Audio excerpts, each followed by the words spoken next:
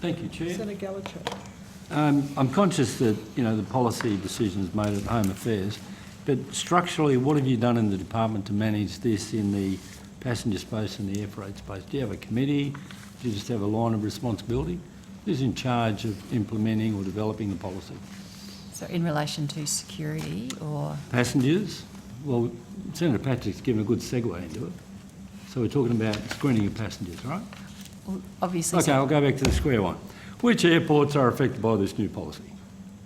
Sorry, Senator, just allow me to... I was just trying to clarify what your actual question was in relation to. What is your department doing about implementing this policy decision of Home Affairs?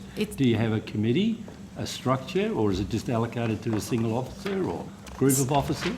Sorry, so obviously it's a Home Affairs policy and they're responsible for transport security. We do have an officer within the organisation who is providing advice on the implications for the industry. One single officer? I'll just check to Mr McRandall, but I think it's... That's correct. We have so you have a single officer dealing with the industry in terms of passenger screening and air freight screening. Senator, in terms of this exercise around the 6 airports that we're examining, we have one officer dedicated to that task who is working with So how many airports does it apply to? I beg your pardon, Senator? Which airports are affected by this new policy? Senator, the policy, the airports that are affected by the policy is a question that's probably best directed to Home Affairs. So is it 30-tonne aircraft or 40-seat aircraft? You don't know?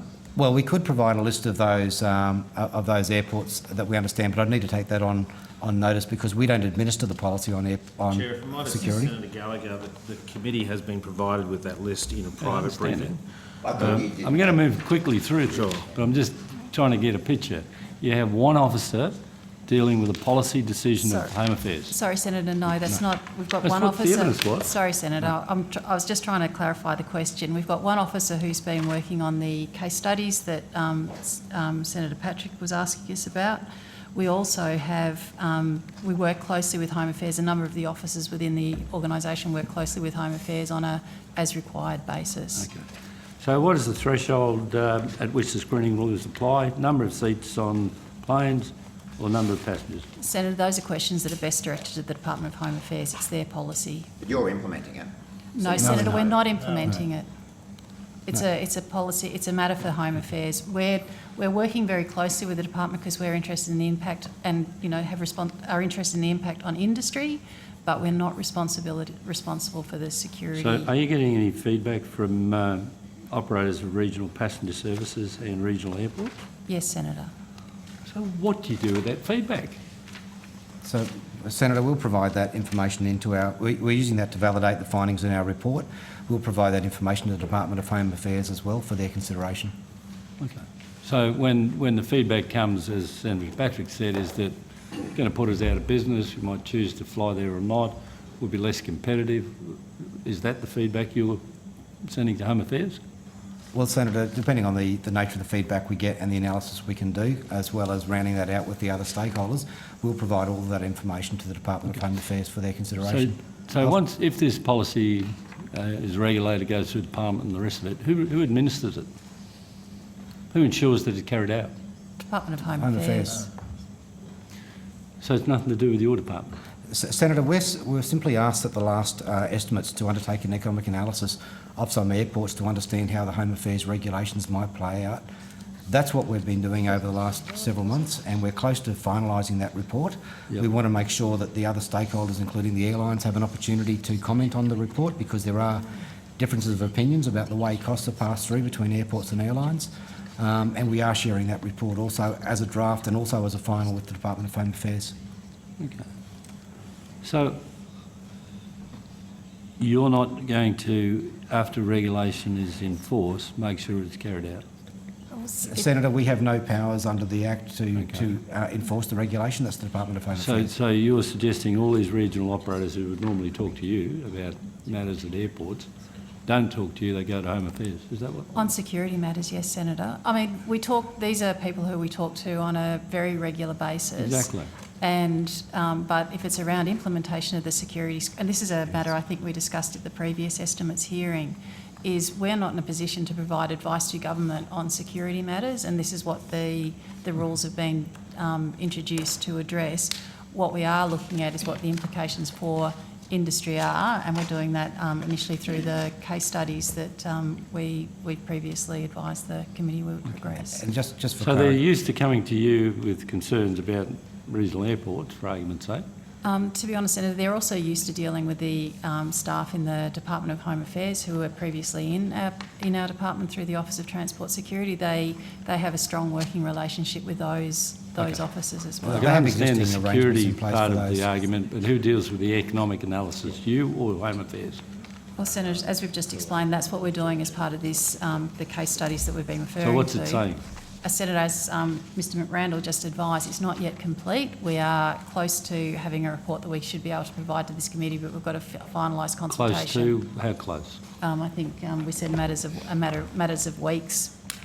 We should have it completed. We do want to give the airlines an opportunity, the regional airlines in particular, an opportunity to comment on the information that we have, give them a fair chance to come back to us, and then we look to finalise the report and provide that to the committee, certainly by the end of the year. So does your evaluation involve an analysis of the range of cost and whether that's sufficient?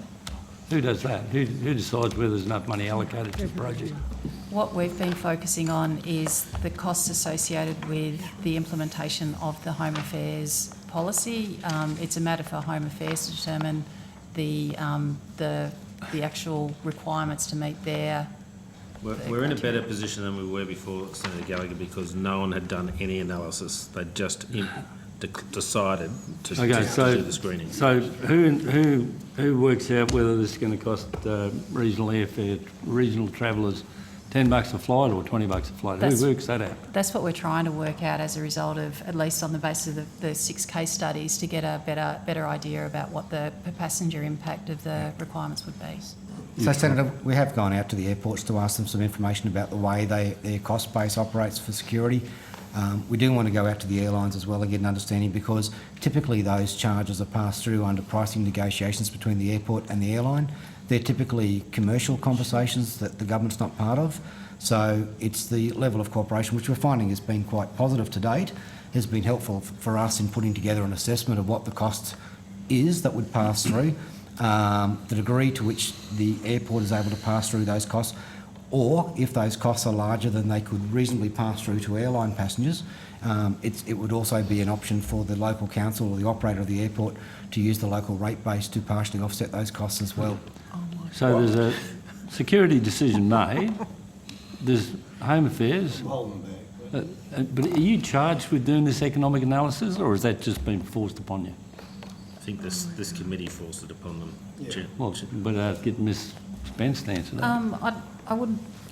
We obviously have an interest when airlines are talking about what they might do, which could impact on regional Australia, and so obviously we're engaging in the area, but we do have to be mindful of the fact that it is Home Affairs who's responsible for transport security. Can I just ask on this? You said that it sounds like the options you're thinking about are that the airports might pass on the costs to consumers, so increased cost for their fares, or local governments might like to recover them via their rate base. These are federal government regulations, aren't they? That's correct, Senator. So why is it up to customers or the local governments to pick up the cost of regulations that the federal government is imposing? Security costs. Yeah. So the operation of the regulations is where the airport operator, whether that's a large capital city airport or a regional airport, is responsible for the level of security set out by the regulations that Home Affairs have The put in federal place. regulations, yeah. That's right. Airlines, the airports operate on a commercial basis, and they will be making judgments about the extent to which they're able to pass through those costs in full or in part to the airline passengers. It'll depend on the kind of aircraft. As Senator Patrick was saying, whether they're aircraft, all the aircraft visiting are above a certain threshold in terms of security screening, or there's a mix of aircraft. In some cases, the local government may choose to screen all passengers going through, although it's not strictly a requirement of the regulations to do so. But it's very much a case-by-case basis, which is why we've used these 6 case studies to try to understand 6 different circumstances and provide some information that'll allow the committee to understand how the costs might play out. Sorry, may I, Chair, please? shine some light on here. It's getting late, but for Senator Patrick and myself, we went through this. Correct me if I'm wrong, Mr McReynolds and Ms Spence, the government came out through Minister Dutton, made this announcement about beauty, bank security. A majority of the regional airports went, oh my God, it'll shut us down, we won't be able to afford it. Am I getting close, Senator Patrick? And the airline said they won't fly there. That's right, and then we sat down at the old Parliament House and we had to talk about it, and this time we brought along, where we identified, you had no idea what you're going to do because it caught you on the hop too. We had an officer from the Border Force who had even less idea what was going on. So where we are now, quite clearly, you're waiting for the other agency to come back and try and put their brains around what the damage they've done by making this ridiculous statement without any dollars around it. Am I close? Yeah, I think, Senator, it sounds to me like the department's providing a report that will go back to the other agency. This mob got a crook hand from Dutton's mob. I Dutton and understand. mob. Yeah, okay. And so we need to wait on that report to come back. I would like to ask, so which regional airports have you consulted with as part of preparing that report? So the six airports that we're doing the case studies on are Rockhampton, Geraldton, Wagga Wagga, Whyalla, Longreach and Kangaroo Island. So we got the Deputy Prime Minister's attention for the first time in a long time, because that's his airport. Shame there's no boats out there too, he might get his attention to save some lives. And Chair, if I may, I just indicate I will be talking to Whyalla Council to find out exactly how much you've talked to them, and also to Qantas and Rex. I think as Mr correcting my earlier advice, we've definitely been talking to Whyalla. We're about to share the information with the airlines to make sure to get their views on the information we've been I just want to providing. make sure there's proper consultation and Yes, Senator. proper interaction, because it was very shallow last time around. And Senator Gallagher was asking you about the feedback you're getting from the operators of the regional passenger services, so the airlines and the airports. They're not happy, are they? What are they telling you? Senator, I wouldn't want to give the, I guess until we've completed the report, prejudging any of the information we've heard, but clearly any additional regulatory costs are rarely welcomed by any part of the industry. And am I right that operators have told you that the new rules are going to impact on services? Senator, I'd have to take the detail. I wasn't personally making is there those someone calls. here who's been involved? Senator. Can we just stop pretending that everyone's happy about this? They are, to quote Senator Still, they're spewing.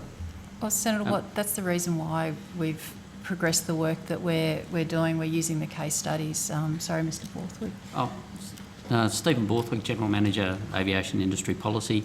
Obviously, we're aware of the concerns being expressed by industry, having been involved in the Senate inquiry into regional airfares and having sat through the hearings and read the submissions. So we're certainly aware of the concerns being raised by both regional airports and regional airlines on the potential impact of the security arrangements on services.